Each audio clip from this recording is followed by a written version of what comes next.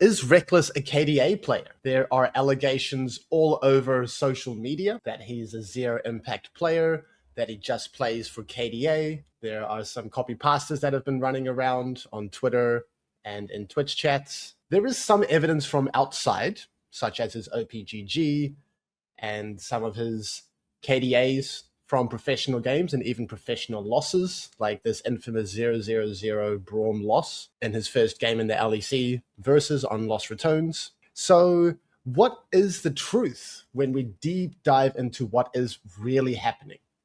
Is he misunderstood and the decisions he makes at a pro level are going over our heads? Or is he really a KDA player? I've had Challenger for 10 years in a row. I've been coaching support full-time for half a decade.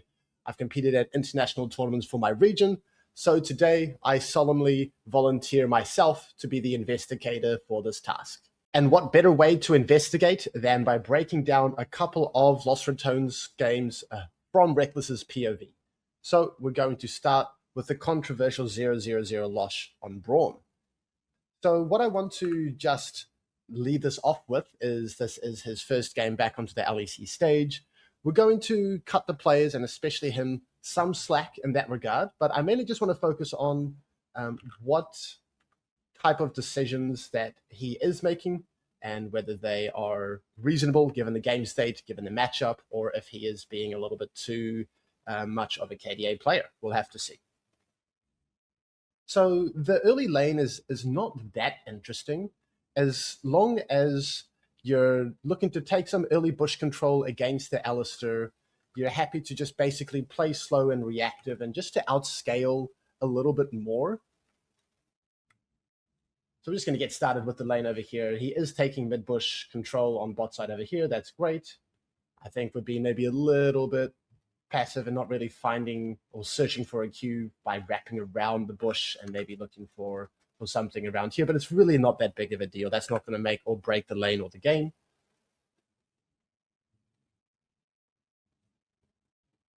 So you can absolutely find a few more windows to find Q poke. We do find one there, that's fine. Another one there, and then we're going to try to hit the melees on the second wave to try and get level 2 shove. But really, the early lane as Braum versus melee, not that big of a deal. You're also quite happy to just hold on to your Q as well, especially when the champions start to get more threat, like now a level 2 Alistair. If we put our Q on cooldown and then Alistair finds a window to engage on our ADC, that might be a little bit awkward. So I'm really not too fussed with playing a little bit more passive in the early lane. And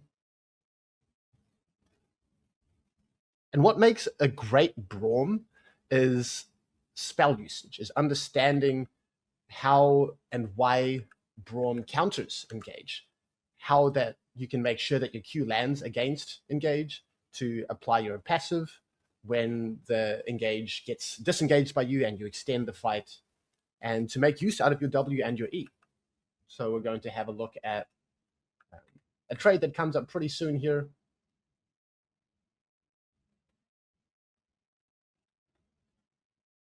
Like I said, early lane, not that big of a deal. Here, we put Q on cooldown, and then that does give Alistair a window to combo forwards here on the level 3 timer. So this is a great punish by Fnatic. And this can kind of go both ways. I want to put most of the responsibility, of course, on Rekkles, because he is putting his Q on cooldown at a time where the enemy deserves more respect. And so you can just maintain your Q, and you can almost just like face check bushes, auto to buy a little bit of space because your passive is quite threatening. But putting Q on cooldown is a little bit risky. And then they do take a timer to engage forwards here. Now, we're just going to watch what happens here. Of course, the result's going to be good. But in terms of how we're using our spells, this is the big one. And we're not going to be results focused. We're just going to really understand how Braum should approach these types of situations.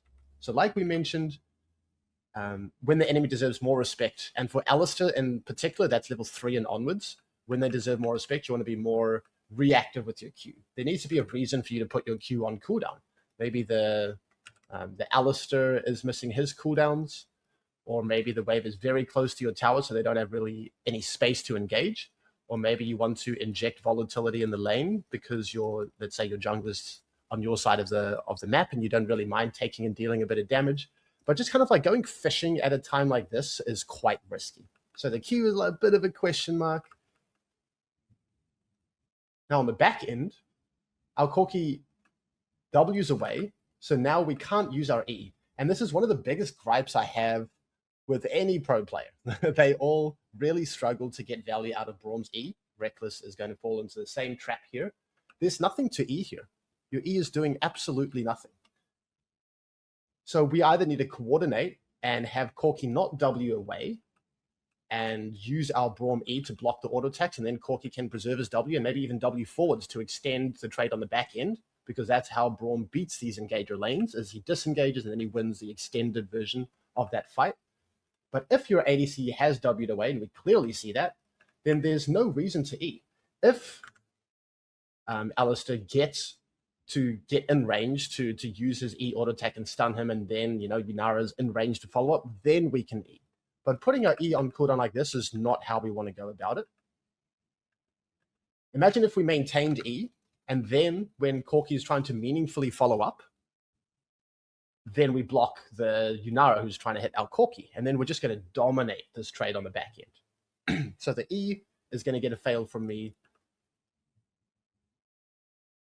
And then this is one of the strangest W's I've seen. It just doesn't make any sense. And of course, it's not going to make or break the trade or the game, but you just want to be deliberate with how you use your spells. You don't want to start using spells for fun, like auto attack, and then like the trade's done, right? But why are we putting our W on cooldown? Now we don't have that mana, we don't have that cooldown, we don't have the ability.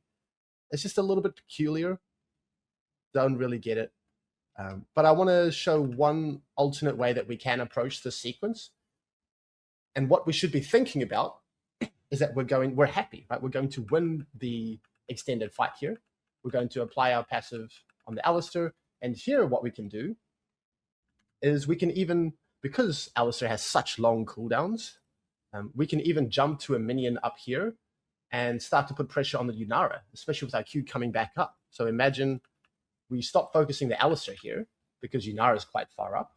We jump to this minion here, we auto attack, we land the Q in the near future.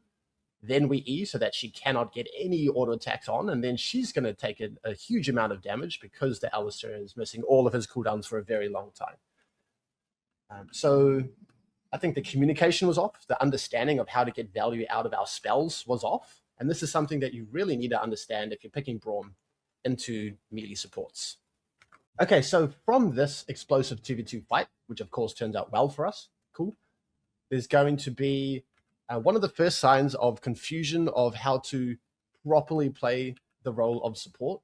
So what we really, really want to do here, we need to pay attention to our jungle invading, right? One of the most important concepts I talk about to my students is pressuring with your jungle. So when your jungle is active, when he's in river or further up, and he's actively pressuring the map, you need to be with him. You need to pay attention to it. It's not your job to just like pretend he's not there or like play goalkeeper to prevent people from rotating. We see this, we need to start shifting up immediately, right? We just got a big favorable trade onto the Alistair. We have mid prio. We have a pretty good angle to move here quickly to anything that might happen around here. And that's just what we have to do. So instead, we kind of like start dancing around the river, and then we start sweeping, we start heading this ward. This is where we need it to be. And so if Lost Returns was more coordinated here, we could have secured red buff here. I think Valley could have just played this a little bit slower, waited for especially his support to link up. And then if Vide decides to flip a red buff steal with Braum right there and Alistair being 1 health, then it's just going to be basically she's guaranteed to die if Lost Returns play it well. So this was a bit solo queue-esque. Like we're kind of disconnected, doing our own things here and just hoping it works out. But if we're linked up here together, then that's going to be a pretty easy win for Lost Returns. We're going to jump forwards now, and basically 10 minutes goes by with nothing really happening, which is common for pro play, and especially earlier on in the season when people are just a bit nervous, shaking off the rust, whatever. Here, our jungler, Velia, is on our side of the map, and so it's fine to sweep this ward, But there are one of two ways that this can really go about, right? There's like kind of trying to set up a gank and maximizing our chances of a successful gank working, or we can just play for tempo, where we would make sure that we get the shove and the base while the enemies are kind of stuck under their tower, and we can maybe control more area, more space, get some wards down, stuff like that. What Allard decided to do is to try to play for a gank, but look at what happens. Because Rekkles on Braum suddenly starts very confidently sweeping a ward, charging forwards, and there's been a big shift in body language. The first 10 minutes of the game, he is basically being incredibly reactive and defensive, sitting backwards in the lane. But now he's charging forward, sweeping out bushes, trying to basically flank his own lane. This is not very good acting. So if we want a successful gank to come about, then what we should have done is pretended we're a little bit more scared of this area, cleared out that ward, wrapped around over here, show like indecisive body language, and then eventually, maybe when Yunara is going for a last hit, then we can kind of jump forwards to a minion with Valia popping out of fog, and then we can try to find a Q or a Q flash onto Yunara and go from there. But we just do a huge shift in body language. This is telegraphing it in a big way. That's a little bit of a shame, but just kind of like understanding the mind games and how people are going to react to different situations. Turns out, even with that giant shift in body language, Fnatic are greeting and trying to shove the wave regardless, even though it's a little bit suspicious with what we were doing and how we were sweeping the river and everything. And then on the back end, the only reason that you would use Braum's W plus E like this is to animation cancel. So the way that Braum works is that if you get your E off with your W jump, then that allows you to get your Q and your R off much faster.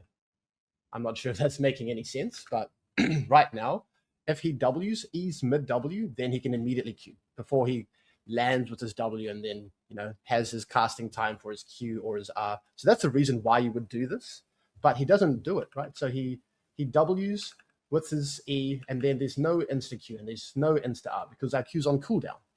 So this is just a little bit awkward. I think we needed to communicate our Q cooldown a little bit more, or we needed to preserve that cooldown if our jungle is going to look to kind of wrap around on the back end here anyway, or we use our R with this animation cancel.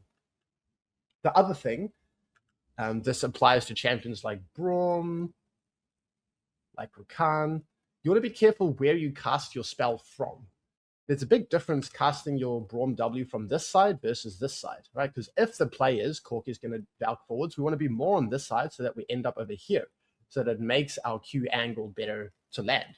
If we're Wing from up here, we're ending over here instead of over here. And then if the ADC is our target, then it's going to be harder to land our Q. Alistair could disrupt it. We're going to be a little bit further away. And so this is just a bit of a gripe that I have. He presses his abilities for fun. We saw that W earlier where he's just Wing away for fun. His E did nothing before. His E does nothing here. And just like being deliberate with your spell usage is such an important skill in League of Legends. If you want to get the most out of your champion, if you want to fight really well, you just have to, every time you press a button, it's for a reason and achieve something. And that's just not something we're going to be seeing.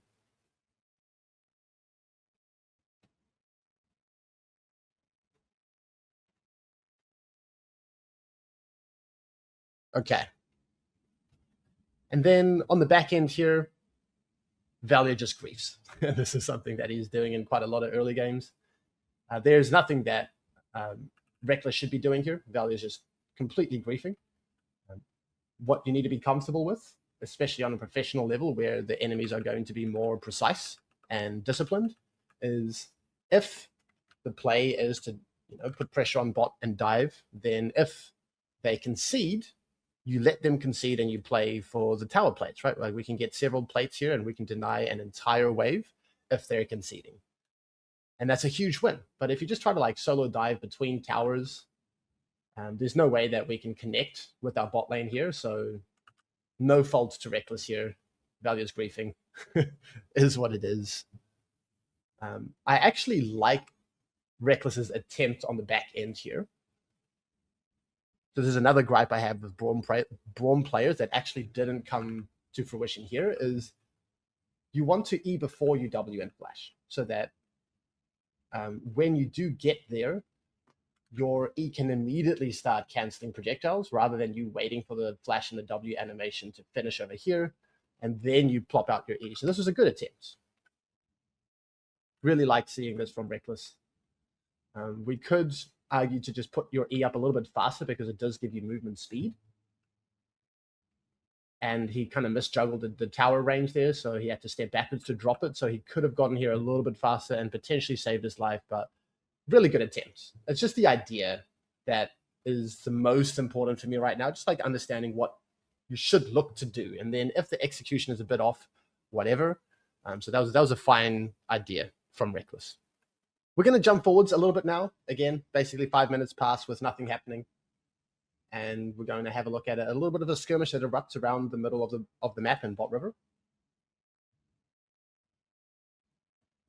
So playing quite far up to try and secure the plate. We're just quite disconnected with support and jungle. It's very important for support and jungle to be synced up in pro play and solo queue, and Fnatic find a moment to try to punish that. So I just want to have a look at how we respond to being engaged on.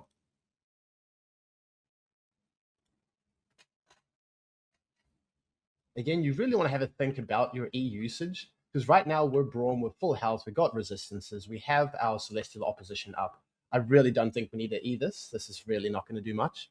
You want to E the Yunara when she tries to follow up meaningfully. The ult is actually good to stop the Talia as well. So initially the disengage sequence is fine. What is not fine is just like, what are we doing? Where are we going? Why are we Wing away like this? It's completely absurd to me. He's like freaking out as a full health Braum. He's playing as though he's like a 1k shutdown ADC Vayne from season 6 or something. Like, we really need to just relax and understand our role and understand how much damage we can take. Because this is just, we're just freaking out. Like, there's nothing more that's going to happen here. If we have a look at the mini-map, our teammates are collapsing, right? So the Talia just altered forwards and the Vi just put her Q on cooldown. And there is a world where we just organize ourselves together, right? From Crowny and Rekkles on the top side over here, and then Valia and Nemesis from over here. We can kind of pincer and play it slow, take the space back, and just, group up and fight, because the enemy has, a pretty dive-heavy all-in composition, and if it doesn't initially work, then you can win the extended, and you can play slow. But Rekkles freaks out, puts his E on cooldown, jumps away, puts his W on cooldown, and now, like, what are his teammates supposed to do? Because he's just so physically far away from anything that might happen that is just awkward, right? So we could say maybe there's not a fight here because the enemy still has, Vi ult and whatever. But at the very least, don't just W away. Like, you need to be able to recognize in the moment that you're totally fine here. And you need to have a bit of a killer instinct. Like, if you want to get the most value out of your champion, if you want to fight really well, you have to understand your limits. You have to play right on the edge and put as much pressure as possible on the enemies to make hard decisions, to maximize the chances of them making mistakes. This is just, it's just a bit silly. It's a bit strange as well. I wasn't the biggest fan of seeing that. But at the end of the day, he doesn't die, so the game doesn't explode there just yet. So we're going to jump forwards now and have a look at a few crucial team fights in this game. All right, so we're not jumping further forwards too much, but again, it's going to be fight assessment, it's going to be spell usage. I'm just going to let this play out for a little bit. Honestly, this sequence is going to be hard for me to stay composed, because it's genuinely disgusting what I'm seeing here, but let's break it down. So initially, we are going to look to connect with our teammates, so that's good.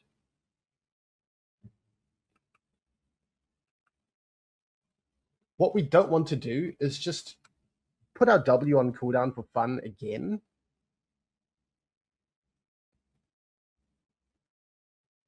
If you can land a Q, just land a Q. Right? This is a full health Alistair with Celestial Opposition, with ult, with cooldowns. He's rooted. Just press Q. That's all you need to do. Just press Q and put pressure on this champion to make a decision. If you Q him and people just start ordering him, he's going to be under a lot of pressure to ult, and then his ult's on cooldown, or to try and like fight really hard very quickly. And then you have all of your cooldowns on the back end to be able to reposition, to block, to peel. But if we're just like charging forwards with a W like this, now our W is on cooldown. And now we have to peel our rise. Like, where are we going?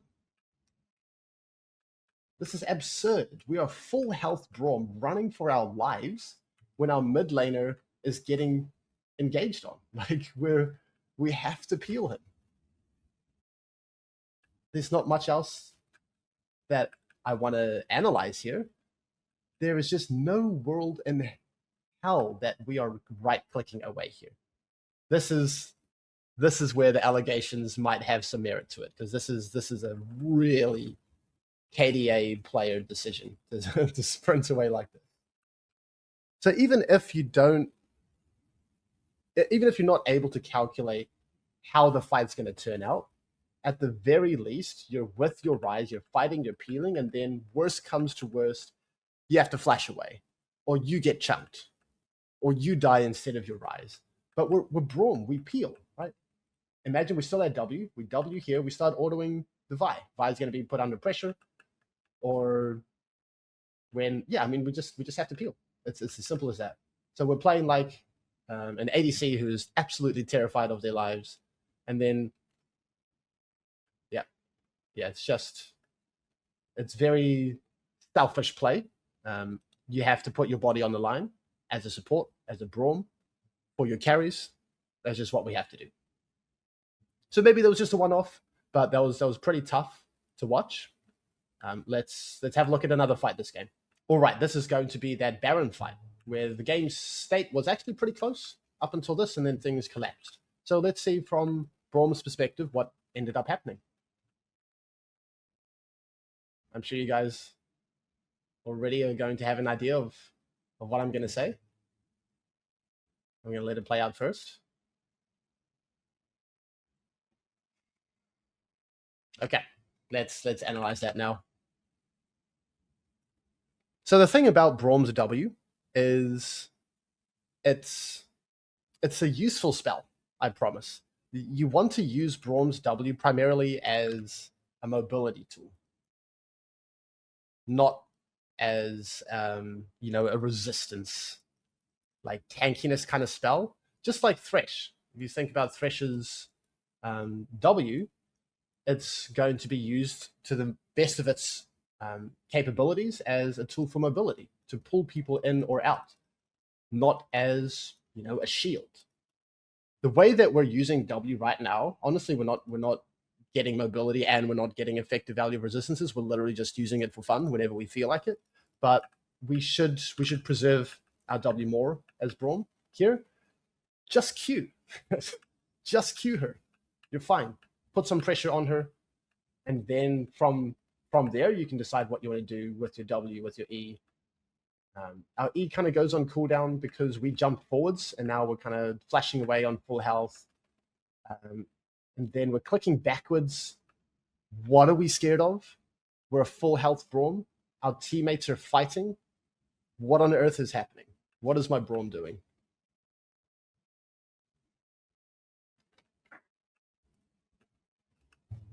Okay, let's have a look at it one more time. So don't use W, don't use E, just press Q on the Vi and then just kite and just play backwards. And then when they commit their offensive spells and the enemy carries are looking to follow up, then we press E and then we reposition with W to make sure that we can peel appropriately. But now our W and E is on cooldown for no real reason. I don't mind the flash if we're kind of flashing Talia's shove. I guess that's like whatever. We'll give him the benefit of the doubt there. Maybe it's worth flashing there. But then you have to click forwards. You have to fight. Our Kled just TP'd in here. Our Jarvan's going nowhere. the enemy's attention is going to be on our teammates.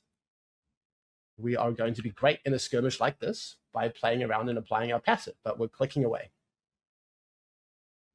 And now, right, Pledge has no support with Braum next to him. We're separated from our Corki because we clicked so far away that it's going to be harder to be able to peel him. And then he just kind of gets one shot. Our first instinct, just sprint for the hills as well. So, yeah, just not a fan of this game from Rekkles' POV in general. It's pretty strange gameplay to watch, to be honest. Like playing like this on a Braum is a bit weird. Clearly, there are just like poor comms, right? Again, let's just give Rekkles a little bit of the benefit of the doubt here. Maybe they're not communicating well, or Valia is saying one thing and Rekkles wants another thing. Because it looks like Rekkles wants to fight hard here, and then he can't, and maybe we're just like not aware of Kled TPing in, and maybe Valia and Rekkles again are just disconnected here, and then Rekkles freaks out and runs away. So, you know, there's going to be a lot of intangibles that I won't have information to, but purely from what I'm seeing on the screen with how Braum is behaving and clicking, there is a lot that we need to do better. A lot that we need to do. So after the Braum game, the allegations are looking to be pretty accurate. Maybe this was just a one-off. We're going to have a look at one more game from his POV and see if he can perform a little bit better. Okay, the next game we're going to have a look at for Rekkles is his Bard game. And ever since this game, I believe Bard has been close to, if not permabanned from him. So let's see if his performance kind of matches that. Right off the bat, what you want to do as Bard is you don't want to chain your chimes initially. The way that you want to approach Bard's chimes is that you chain it out of base, not from fountain, because we're not going to use the mana or the movement speed. We're just going to collect a few chimes and then end up in lane, and then it's kind of a waste.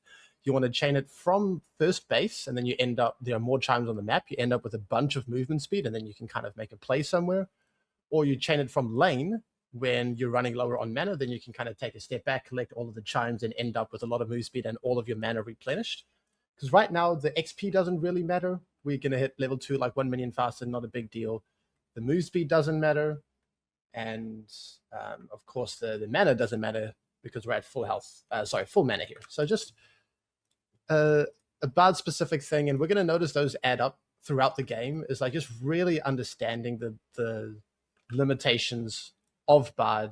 How well have we mastered this champion? Do we know how to get the most out of his kit? The other consequence of collecting chimes level 1 is that you're not in lane. And especially in Season 16 with minions spawning, you have to just sprint and start contesting mid-bush. Whether you want to ward this bush, or whether you want to take sweeper and sweep out their bush, depending on how strong we feel like we are compared to their level 1. Personally, I would ward mid-bush and then just try to take as much space as possible, prevent them from standing in mid-bush themselves. But we're late. They're standing here, and then we're allowing them to basically just clear our ward for free without having much of a response. Now, I like Rekkles' intent here. I think Crownie's dropping the ball a little bit because Rekkles is trying to use this window when they're auto-attacking to actually trade back, but Crownie's kind of standing quite far back here, even though we are going to lose a longer fight because Crownie's going to take a while to stack up his Q on Yunara. Phelios has Green Gun for the range, and Lulu's going to be a better extended fighter than the Bard. We can at least damage them while they are hitting our ward. But keeping the focus on Rekkles here, we shouldn't have collected the chimes. We should have put more pressure on that mid bush initially. And now we're kind of flushed out of the lane. It's very hard to regain bush control, to regain the shove. Again, don't just collect chimes for fun. That doesn't do anything. And then the way that you want to approach Bard in lane is you want to be very disciplined with the type of trading patterns you take. You want your trades to be very short and concise. And you want to time it around your passive and around having electrocute up. And when this isn't the case, when you don't have passive and electrocute, then you want to be very careful about which trades you say yes to. You generally want to just preserve your health and just kind of like right-click minions to be able to just kind of progress the lane and not take any, disastrous trades. So what ends up happening is we're trying to take some space in the lane. They have bush control. Every bard does this. I wish it was different, but what you want to do early on in lane is you want to lead with Q and then find your auto attack, because your Q is going to slow, and it's also going to be harder to land your Q, right? Like if your first instinct is to auto attack and then Q, before you have 5 chimes collected, your auto attack is not going to slow. It's not going to make it easier for your Q to land. So you want to make sure that your Q lands and then auto attack with your empowered passive to apply your electrocute and then cut the trade. So what we're going to see here is we're leading auto attack. Now, fortunately, this ended up working out because Callista is juking very aggressively. He's not creating enough space away from Bard's Q, so we get an electrocute proc there. The result is good. The approach is inconsistent, and we're just going to keep an eye on that, on if we're able to trade on our passive plus electrocute windows, and if we're able to land our Q and then find our auto attack as well.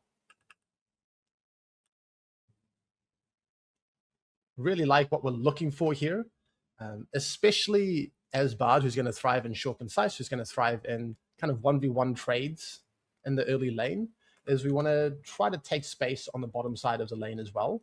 And this is a good opportunity to try and take some space because at least our Q is coming up, right? And the enemy ADC is not really able to follow up on a trade here. So it's just a kind of isolated 1v1. And then if we Q and then auto attack, we're going to be in a good spot. However, we lead auto attack, the Q becomes much harder to land now. There's more space and more time for them to react, and then the Q misses. And this is kind of what I'm talking about. And then once your Q is down, as Bard, or as any support in the game, if you have no cooldowns and you're just a minion, then don't trade, right? Because what's happening here is we are sprinting forwards with no Q, with no passive. Any trade that you opt into from this sequence is going to be losing, right? So now we're getting E'd and auto-attacked by the Lulu, and just that little trade is not good. So you have to be very disciplined as Bard if you want to have a reasonable time in the laning phase. I do appreciate how Rekkles is trying to take space in the lane though. But here, like now we have our Q, now we have our electrocute. Now I would like to see him try to take some space down here and look for an isolated 1v1 trade, or just kind of get on the same line as Crowny. So let's say Bard is here and Yunara's maybe even a little bit further up like here, and then we can take 1v1 trade, and then Yunara can kind of relieve pressure if she has to as well. But this is the trade timing that we want. And so we want to opt into something, but we're a little bit out of position here. We're too central in the lane.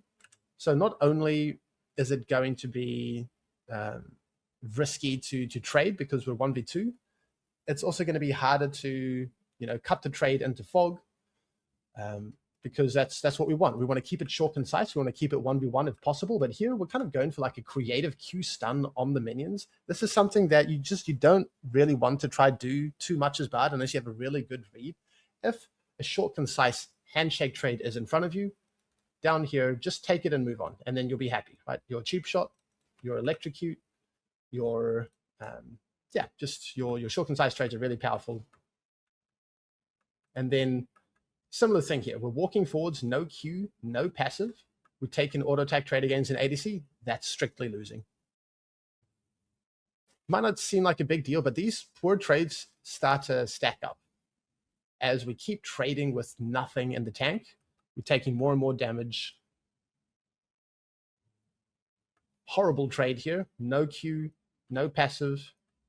The heal doesn't really achieve that much anyway. We're taking awful trade after awful trade. And this just tells me that he doesn't quite understand the champion of Bard. When I coach my Bard students, this is one of the most common mistakes, actually, is people trying to do way too much in the laning phase as Bard. How you need to approach it is a very disciplined and controlled laning phase. And then out of lane, you can be psycho, you can roam around, you can create mess and chaos and wreak havoc and do bad things. But in the laning phase, you need to be very careful. You don't have the resources available to you to chad people out, to take really aggressive trades. And that's just what we're going to notice is we've already used up both of our potions. We're very low on health and mana. We don't really have the bush control or the shove. We need to be right-clicking minions a lot more when possible as well. So we're just kind of losing the lane.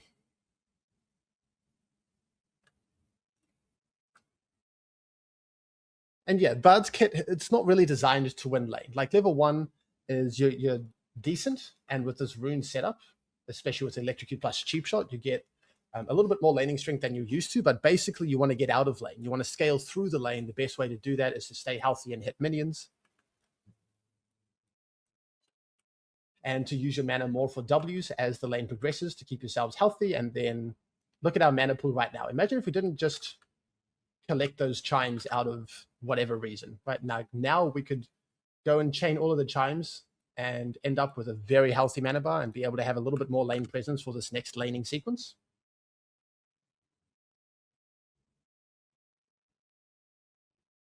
The good news is our jungle is on our side of the map, and so what you can look to do is use your jungler's proximity when they are close to you to just relieve some pressure. Whether we want to look for a gank first, that's fine, but the result of this sequence needs to be finding a crash into base for our bot lane, or it's kind of screwed. So we need to hit minions here. We need to actively kind of shove ping, try to shove the next wave as well. Try to use our jungler to help us shove the next wave. If he's got other things to do, then whatever, that's fine. But we really, really need to just shove this wave. So this is good. I like the intent we're seeing here. It looks like the Lulu ended up basing from that gank, and now we have the opportunity to find a crash into base. So it didn't look too hot 2v2. We used our jungler's proximity to kind of bail us out, and great. We're in an okay spot moving forwards now. Great portal out of Fountain. This is one of the furthest places you can place the portal from base, so that's good to see.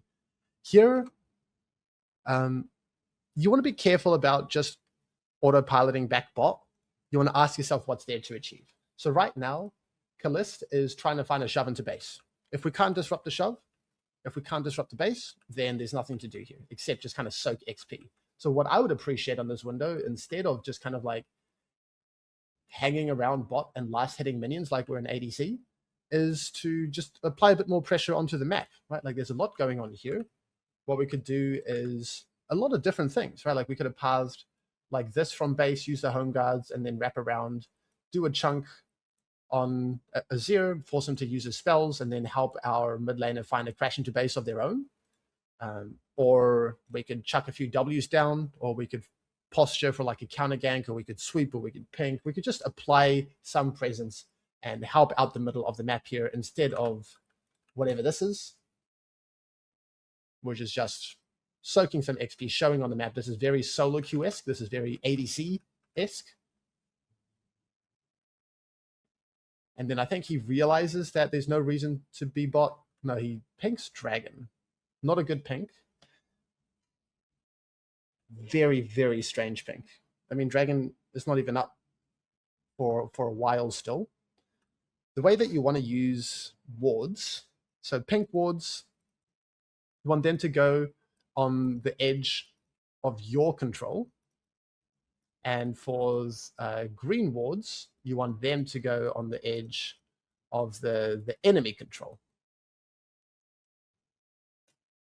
This is so that your pinks are able to stay on the map without getting cleared out instantly and still provide some useful information denial. And then the greens, so that you can safely place them. You kind of want to place your green wards where the enemies are controlling, and you're not going to die, or you're not going to be in threat of putting the wards there.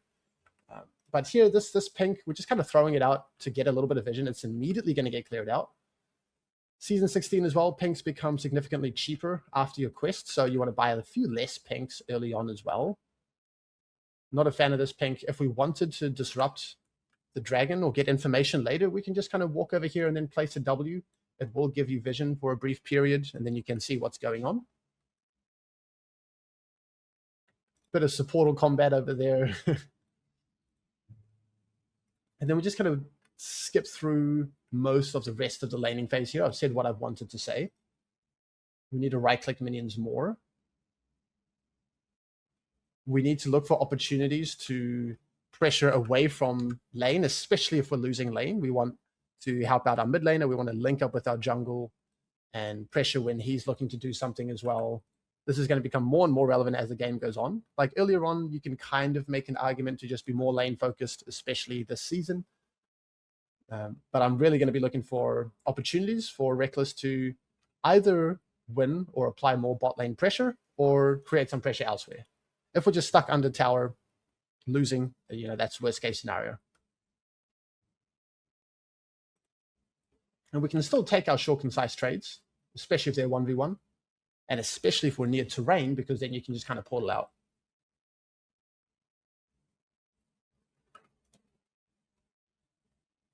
Same thing there. He's autoing, then queuing, and it just looks awkward, and it's very hard to land your queue with that sequence in laning phase. Trying to go for creative Q stuns. Our mana pool's depleting, our health pool's depleting, we're losing shove. We're not basing in fog. So it's a bit of a disaster, to be honest. Laning phase is really, really not good.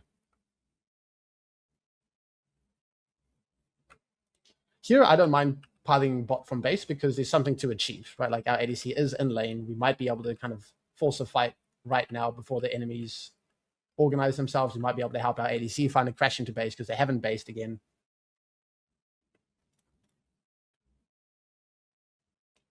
And now we're going to shove and fight really hard with our ADC. Again, just the compulsion to spam auto attacks when you just really need a press Q is going to become more and more apparent. You need to do everything in your power to land Q stuns, right? This is a Q stun, if we can just throw it out. But he wants to like weave in auto attacks like an ADC, and now there's no more Q stun. So not only is it not a Q stun, it's harder to even hit the Q in the first place.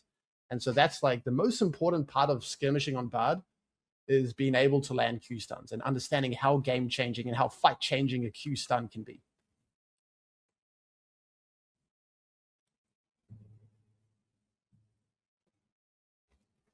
However, Crowley was doing a great job of applying a lot of pressure there, using his ults to help trade. And again, we need to find a crash into base. Enough of these autos and these Qs. Your ADC needs to base. You need to right-click minions. You need to be comfortable using your health bar. He's full health right now, and he's running away. And his poor ADC desperately needs a window to base. Look how much gold Yunara has. Look how low they are on resources. It doesn't matter if you end up 200 healthier by right-clicking the wave. You have to do it. So the allegations are not looking good for this one right here. I'm not sure if he eventually realizes that he can just kind of brute force, but I think they give up on each other and he just last hits a few minions and says, screw it, good enough. But there was a clear opportunity for him to help his Yunara find a good wave state, a good crash into base. And last window of the laning phase here. He's going to do a really good job, actually, of disrupting the Aphelios' crash into base. He's going to sprint forwards. He's going to try to find the Aphelios and make him take as safe of a base as possible so that his tempo is not that great. Okay, so now what we're going to focus on moving forwards is fighting with Bard. There's going to be a bit of a sequence that comes up in the bot river here.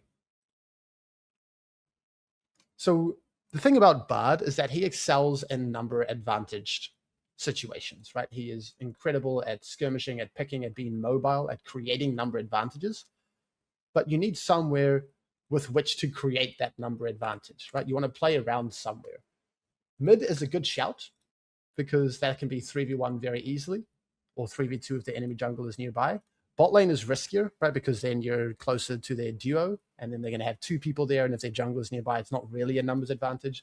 That's, of course, a bit of a generalization, but like really embracing Bard's identity is finding a source of pressure somewhere, typically away from 2v2 because you struggle there, and then using that pressure to get first move or to be able to pounce on a skirmish opportunity somewhere decisively, because that's how we're going to thrive, right? Like imagine we don't play too hard in the river here, and then we put some pressure on the Azir. Maybe we kind of portal over here, and then he kind of dashes away, and then we ult him after he dashes, and then he has to flash, and then he's stuck on the tower, and then we can bring our Orianna with us to kind of help us do stuff. That's kind of the general sequence you want to look for as Bard. Now, if there is a time pressure on, like maybe Valia just really needs to hit this crab right now, and this is the only opportunity he's going to get the crab, then that's fine. We can kind of play it out from here. Again, there is a world where we just see a couple of immobile champions stacked on top of each other here and look for an ult and be really decisive and fight here. And then we always have that exit strategy through the terrain here. That could be good. We would probably force flashes or ults or big chunks or a mixture of all of them if we're really decisive on these immobile targets.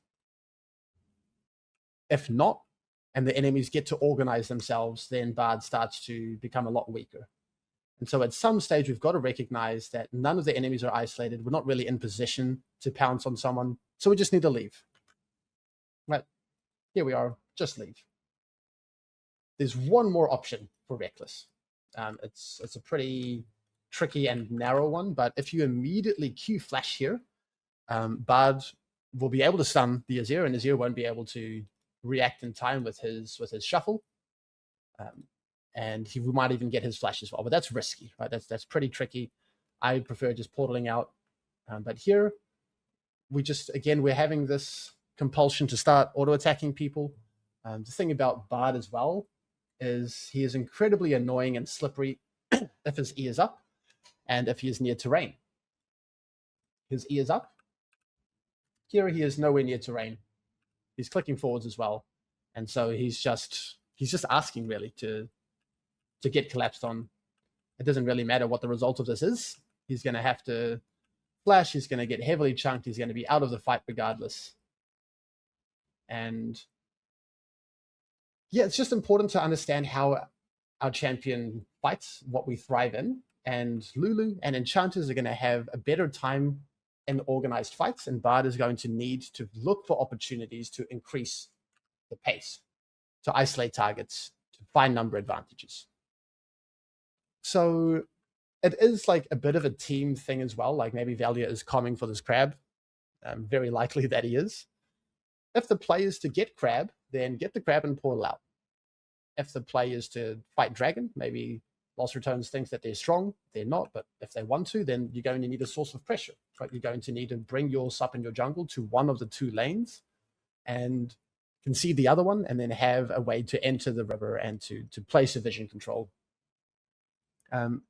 If the focus is to fight, then let's fight. Let's decisively pounce on an enemy before they organize themselves, whether that's Azir when he's isolated mid, whether that's bot lane when they're stacked on top of each other and Bard has ult, whatever the case may be. Right now, we're just playing solo queue. Valia is doing his own thing. Bard is doing his own thing without really understanding the champion's strengths and his limitations as well. And then, of course, we're just going to get wiped and die. It's just not looking like a good time here.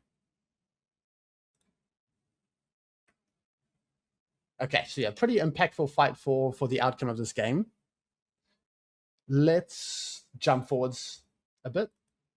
And I want to talk a little bit more about Bard. I love the champion, in case you guys haven't noticed. But yeah, the thing about Bard is he can be very annoying and slippery. He actually thrives in just like uncoordinated, chaotic, messy moments where you can just mess with someone 1v1. You can disrupt the enemy support. You can waste the enemy jungler's time. You can just be annoying, do some damage, spot people. But again, you can only do that if you have an exit strategy, if you have terrain nearby with your E. Otherwise, you're just in a mobile, squishy range champion like anyone else. So what we're going to see on this window is if you want to get vision here, you need to understand your exit strategy. Look at the way we're approaching this bush.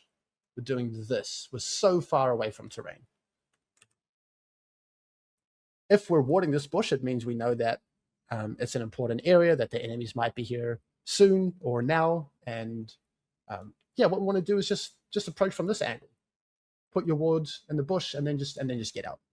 But instead, the way we're approaching here, we're so far away from our exit strategy. That's the first point. The second point is, again, our first instinct needs to be find a Q stun. There is no ifs, ands, or buts about it. Look what we do instead. We start auto-attacking. Here, this is a Q stun. Before Wukong's second ult comes through, you can Q stun him against the wall here, and then we can portal. And then the enemies do a good job of chain CCing and punishing us. But yeah, it's understanding how to use his E to be as annoying as possible and making sure, absolute sure, that our Q is a stun, or disasters like this are going to keep on happening. Let's keep jumping forwards and have a look at some more action. And we're going to start focusing on Bard's ult. Now, this is one of the biggest signs if someone is good at Bard or not. Like, do they know how to get value out of his ultimate? It's one of the hardest spells in the game to be good at. It's one of the hardest spells in the game to coach and to explain, but I'm going to do my best here. Now, initially, we're in an okay spot. Let's say we want to get some pressure on the map because, we're getting shoved bot, we're getting shoved mid. We need to group up with our jungle somewhere and create some pressure. I would rather it be around the middle of the map for a couple of reasons. The middle of the map is more important, and the enemy ADC is going to be assigned to the middle of the map, and the enemy ADC is immobile, right? So on one hand, it's easier to isolate targets on the side because everyone else is physically further away from them. On the other hand, if Mundo and Bard decisively collapse and land a Bard ult on an immobile target, then it's very likely we'll get his flash or we'll kill him if we're decisive about it. However, we'll take what we can get. We're kind of with our jungle. We're going to look for something down here.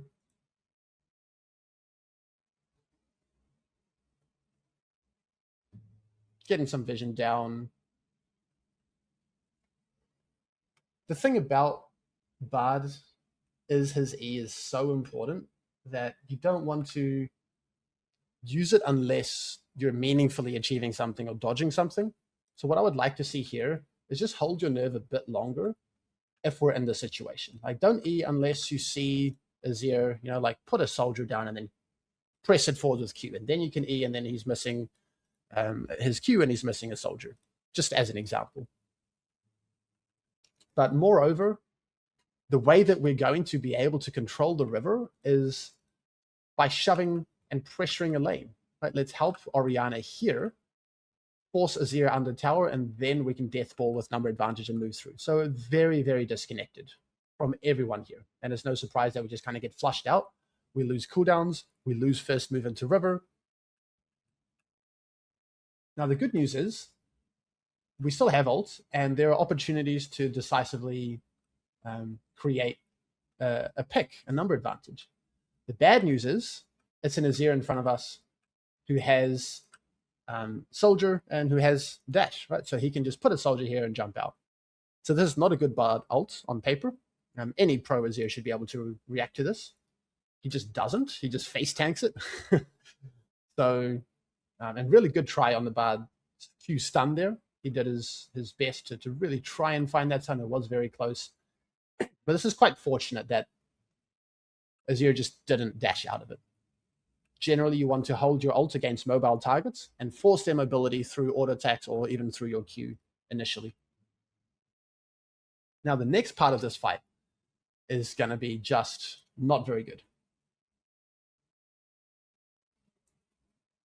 What should happen is we understand that Azir flashed. We understand that he's TPing back and he's disconnected. So there is an opportunity for us to have a number advantage fight. It's going to be pretty plain to see. Just fight really hard and run through them. And then Azir is kind of left stranded and he can't really catch up to the fight. You're going to see a golden opportunity for that right here. Valia and Nemesis have the right idea, but us, we're just running away. Unfortunately. Again, allegations are not looking good here, but our priority needs to be fight really hard, really decisively. And Bard is one of the champions, one of the supports in the game that is going to be rewarding decisiveness the most. Because if you just are not decisive, you just hang back, you let situations unfold, suddenly you lose your entire champion's identity and you can't really isolate and pick people. So we needed to fight really hard here. There is 0% chance that this fight here wouldn't have worked if we all decisively collapsed. What we're deciding to do instead is like play goalkeeper. You absolutely do not do this. You're never going to win a little sequence here where you're kind of staring at the enemy mid laner and then, trying to disrupt him, and then you just get pushed out because you're weaker. Of course, you're going to get pushed out. And now we have no health. We've eaten away from all of the action. And now the mid laner has grouped. So what you need to do, especially as support, you need to decisively collapse. You don't goal keep, you don't delay their reinforcements, you get there fast, you get there decisively, and you fight. This is a crucial moment in the game. Two absolutely crucial moments in the game that we had a big part to play and what should have happened here. But imagine Bard is up here, we're fighting really decisively. Kalist flashes away, we're moving forwards, we E through here, he is super dead. No way in hell he's getting out of that. And then we help our ADC survive.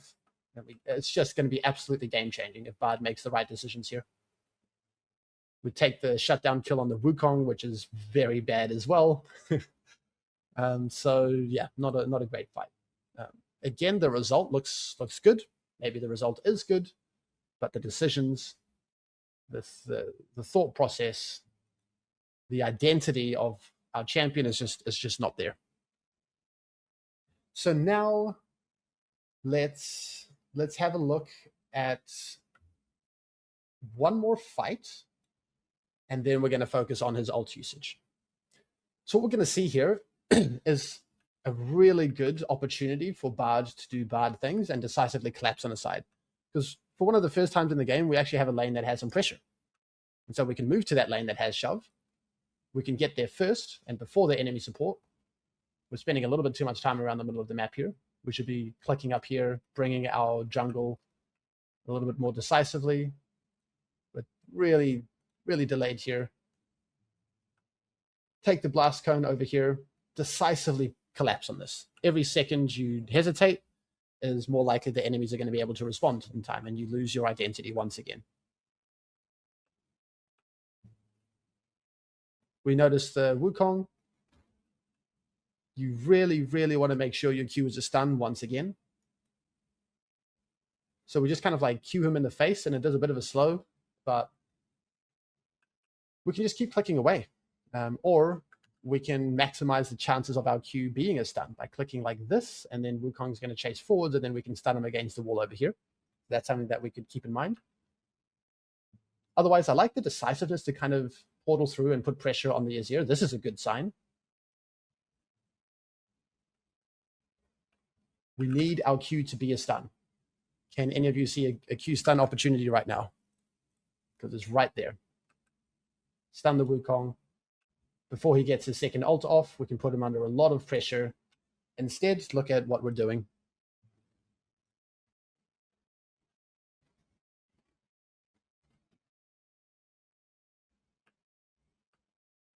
We're focusing on the Azir. We're trying to maximize DPS. We're leading auto attack.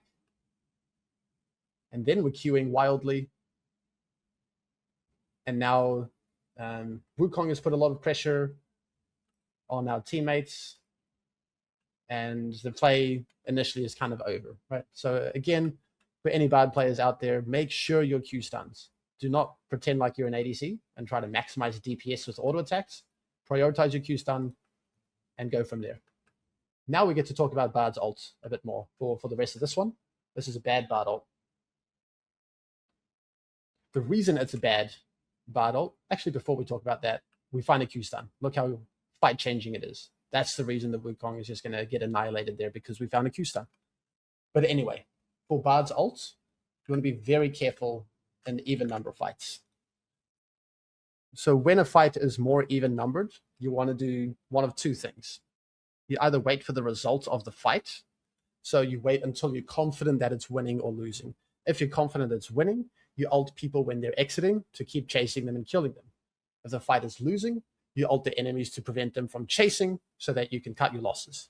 You either ult when you are more confident in the result of the fight, or you ult to give your teammate Zhonya's whenever someone would need it. Maybe they're just getting locked down and the enemies are going to have a chance to burst them, and then you plop, give them Zhonya's. That can be a big impact. Why we don't just kind of ult people in organized fights is because they're not going to be isolated. Okay, we ult the Lulu, now what? Right? She got expels off. No one is there to fight and to kill her. She's not out of position. Her teammates are in front of her. So this is why we don't ult. This is a low value ult. What we should have done, do not ult there at all.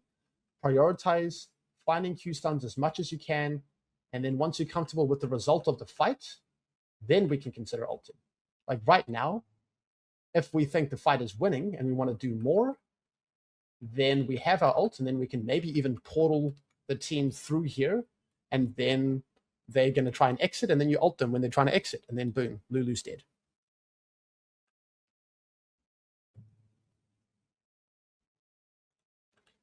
Okay. A few more examples of our bard ults. We want to jump forwards to a situation here. Now, what's going to happen with this bard ult is our Orianna Nemesis is out of position, and we're going to decide to ult to kind of zone off some enemies from following up.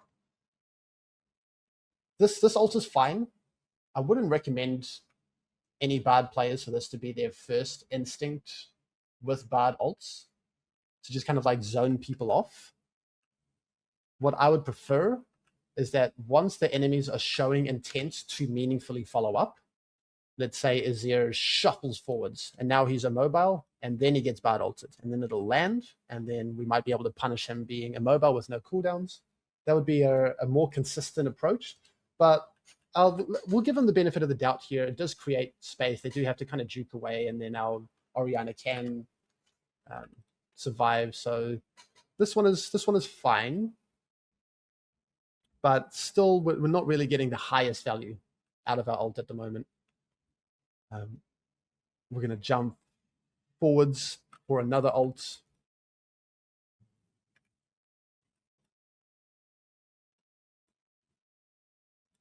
So here we have quite a lot of information.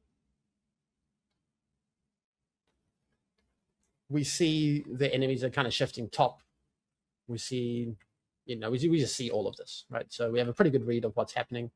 And then we do something that, in my opinion, only inexperienced bard players do, is they ult objectives a lot.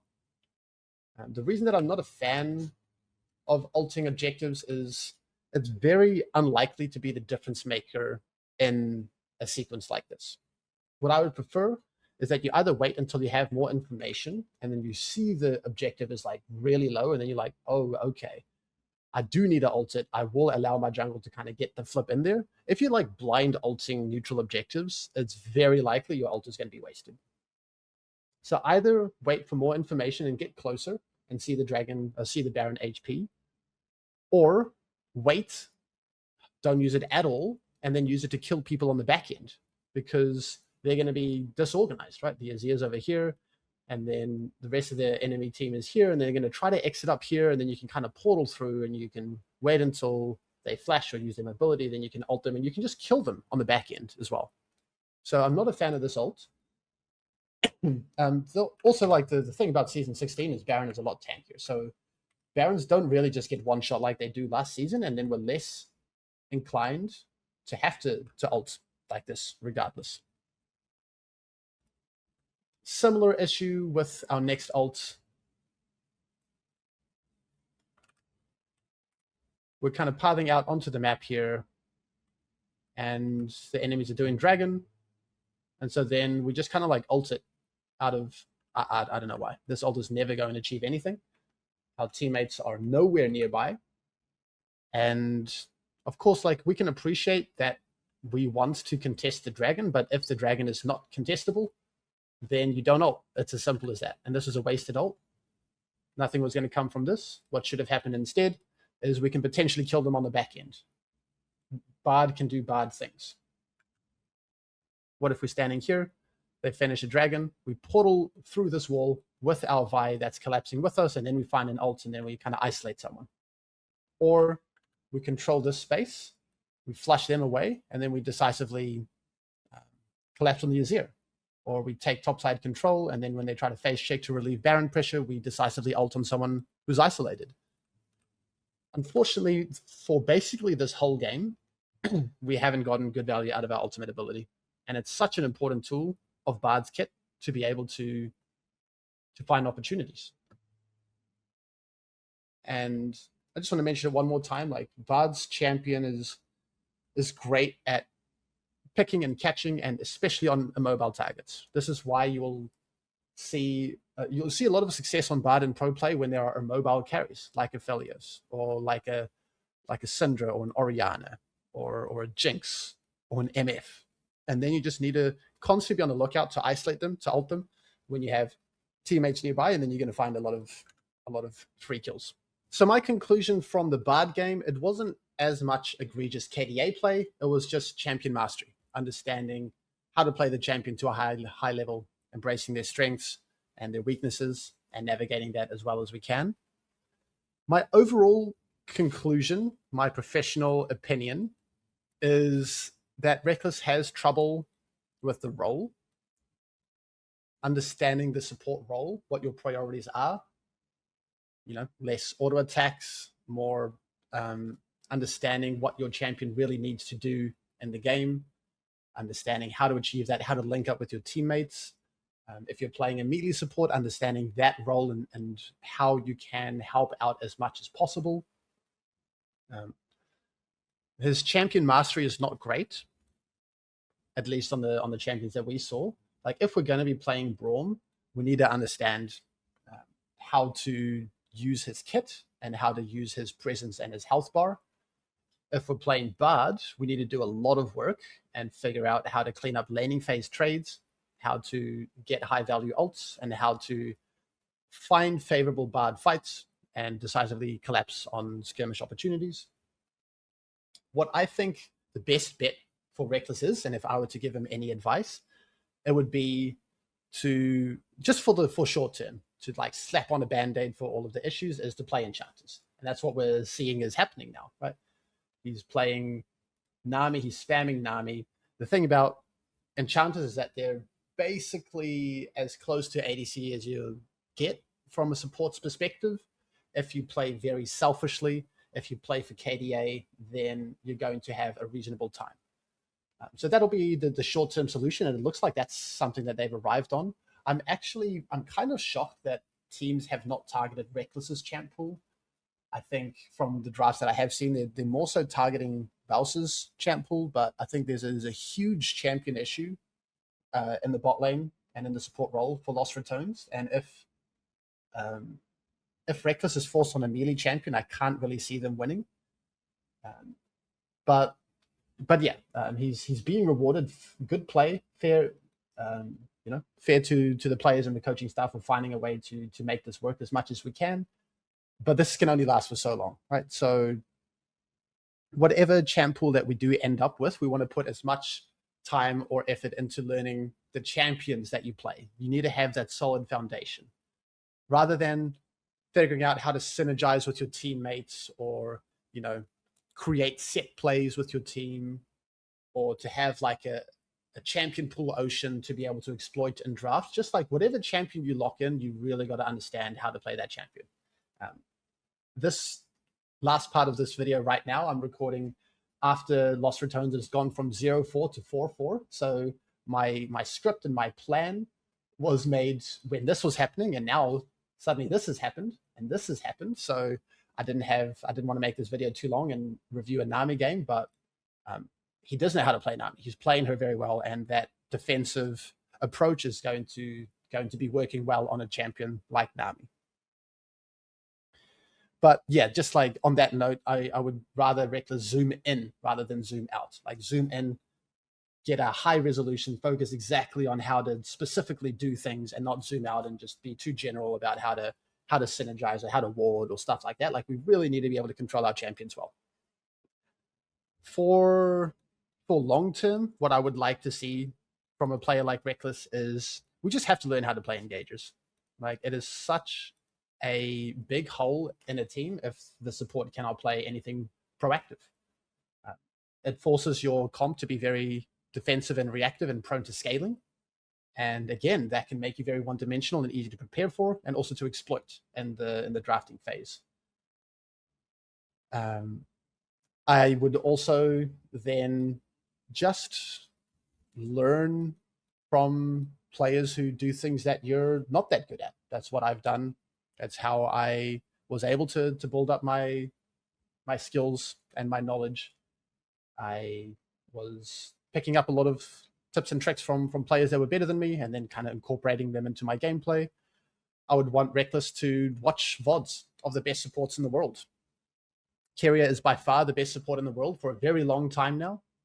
Put yourself in his shoes, see how he is approaching sequences, how he's using spells, how he's moving, why he's moving, and working towards just being more precise and aggressive and moving away from your first instinct to be an ADC. You don't always need to preserve your health bar. You don't always need to take kills or right-click minions, and you don't always need to click backwards and weave in auto attacks, right? Like where this is just a completely different role, and we need to kind of change our perspective a little bit there. I think it's a bit of a shame that Rekkles did spend a year or longer with T1 and was likely talking and working with KDA very closely, and this is kind of what we see. So I'm not sure how likely it is that change is going to come in from there, but I would really like to see Lost Returns continue having success, and I think patching up what is going on is going to be a pretty big component for that in the support champion pool. Too long didn't watch. The diagnosis is yes, he's a KDA player.